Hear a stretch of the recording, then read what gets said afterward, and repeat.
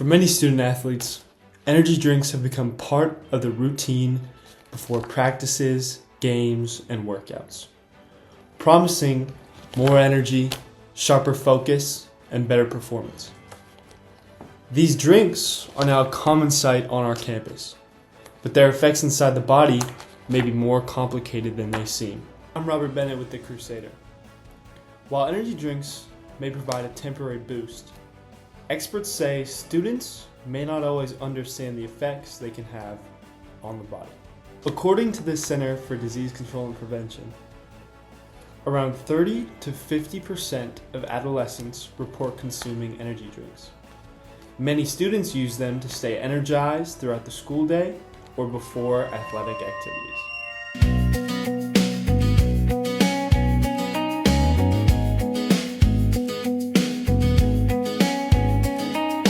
Caffeine works by blocking adenosine, a chemical in the body that signals fatigue.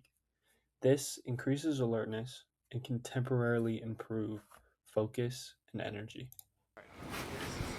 We're going. Okay. So, just in full sentences, can you just describe to me what happens in somebody's body when they drink an energy drink?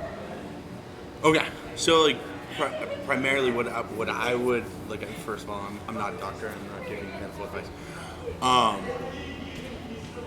If you look at the ingredients list traditionally on energy drinks, right, you'll see number one, there's unless we're talking the sugar-free versions of those, which is a whole nother can of worms, they're usually going to dump you with quite a bit sugar, caffeine, right, and taurine, the laundry list. There's a lot of chemicals that are in that drink, right? Unless we're talking something specific like coffee or tea, right, where you only have maybe 2 or 3 ingredients on that list.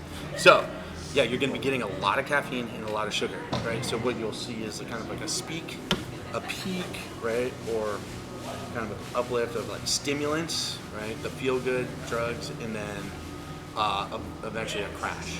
Yeah. Okay. Sorry. No, you answered. Okay. 2 questions on it. So it's the sugar that makes people feel more alert and energized. That was the caffeine, yes. Right.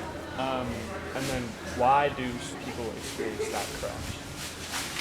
Good, right? So let's say, well, first off, the half-life, if we want to talk about caffeine, is about 7 hours, right? But the effective dosage, or what you're getting, the peak alertness, will be in the first couple hours, right?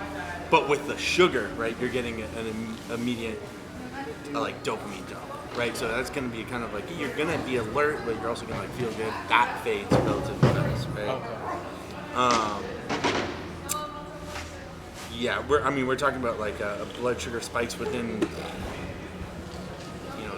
10, 30 minutes, and then it starts to burn off. Yeah. Got it. I don't know if that's scientifically valid. Yeah. And specifically for student athletes, how does caffeine affect maybe sleep and recovery? Good. Yeah. So what I was mentioning before, this is the problem with caffeine that a lot of people don't realize is that my personal take. Sorry, it was out of frame. It's all good. My personal I tried to stop drinking caffeine by say 10 a.m. 11 a.m. latest, right? If you are taking caffeine as a sports performance enhancer, right before competition, and you're playing at 7 o'clock at night, that means that caffeine's going to be in your body, right, until about 5 a.m. right? So as far as sleep cycles are concerned, right, you want to make sure if you are drinking caffeine, you're doing it early morning, right, or early in the day. Give your body the time to kind of burn it off, get rid of it, so it doesn't disrupt your sleep cycle, right? Because if we want to be real about sports performance, sleep is almost as important as your work, right? So being able to recover and be able to perform on a repetitive basis, you need to make sure you're sleeping, hydrating, nutrition, all that, right? So yeah, I wouldn't recommend using caffeine as like a performance aid unless you're performing early in the morning or midday. And then give me your best ideas on this, but are teenagers affected differently by caffeine than adults? Right, so this would be a like dose response too. Like I think you're going to be a lot more sensitive, right? Like that's like kind of, I don't want to use like the drug addict, but like we are talking about a drug, right? Caffeine, and usually like your response to that dampens over time, like especially if you're constantly throwing it at you. So it's like I feel like you could get away with using less, right? But then again, you're probably going to be like more jittery, bouncing off the walls with a little bit, whereas I need to drink a couple cups of coffee to get out of bed in the morning. Right. What concerns do you have about energy drink consumption among students? Yes. Once again, I want to make like a distinction between like tea, coffee versus like energy drinks. Yeah, right? like Monster, Correct. Red Bull. It's like I don't think teenagers need to be drinking too much caffeine, if at all. They probably shouldn't. Okay. Right. The energy drinks, on the other hand, are kind of, there's just so much other stuff in there that you don't need to be drinking as well, right? Yeah. If it was just simply an argument about caffeine, that's one thing. But all the other chemicals, added sugars, probably doesn't need to be in there. You should be getting that through diet. Yeah. Diet. So they just don't need it. Don't need it. Don't need it. And then you mentioned this with the sleep. Yes. But are there any other things? Like at what point does caffeine stop helping performance? Yeah. Maybe, and start hurting it instead. Well, I mean, let's not mention like just so there is going to be a physiological response, right? And usually that has to do with like kind of being a vasodilator. So it's like number one, it's gonna like your heart rate's gonna pick up, which a lot of people feel with like the jitteries, right? That may be a good or a bad thing depending upon the individual, right? Sometimes it might be too much, right? Whereas like you're like walking a fine line between being an ergogenic aid, right, or being a detriment to your performance, right? If your heart rate's like super elevated and you can't come back from it, right?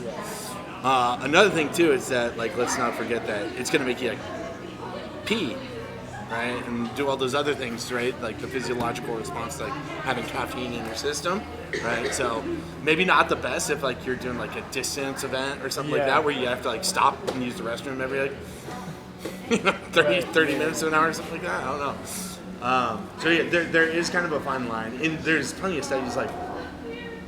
I wish I had this stuff in front of me, but like if you look, the United States military actually does quite a bit of research on like obviously like alertness aids, performance-based aids, and caffeine was like one of the most studied drugs that they used in that research. I wish I had that. I wish I had that. Do you think most students at school, especially those that are consuming energy drinks, that are drinking energy drinks, do you think they understand how much caffeine they're consuming and what that can do? No. I mean, I would make an argument that I think most adults probably don't know how much caffeine they're actually drinking. Like from a standpoint of like, if we're talking about like a regular dosage is like roughly 80 milligrams, one of those sports drinks is roughly like 200 milligrams, right? So you're talking about like the average of like 3 to 4 cups of coffee in a can. And if you're drinking 2 of those cans a day, you're basically like drinking your week's worth of allowance of caffeine in a sitting. So that's probably not great. And then mainly for student athletes here, and this can extend to the majority of the student body. What is one thing you think students should know before regularly drinking energy drinks? Yeah, that's the reason why are you tired? Why do you need to have caffeine? I mean, that would be a kind of like a question I would ask. Question they should ask themselves. Correct. Yeah, correct. Is that like so? That's where people get into these like not self-fulfilling prophecies, but like doom loops, so to speak. It's like, oh, I'm tired. I need to drink caffeine. I drink too much caffeine. I can't sleep.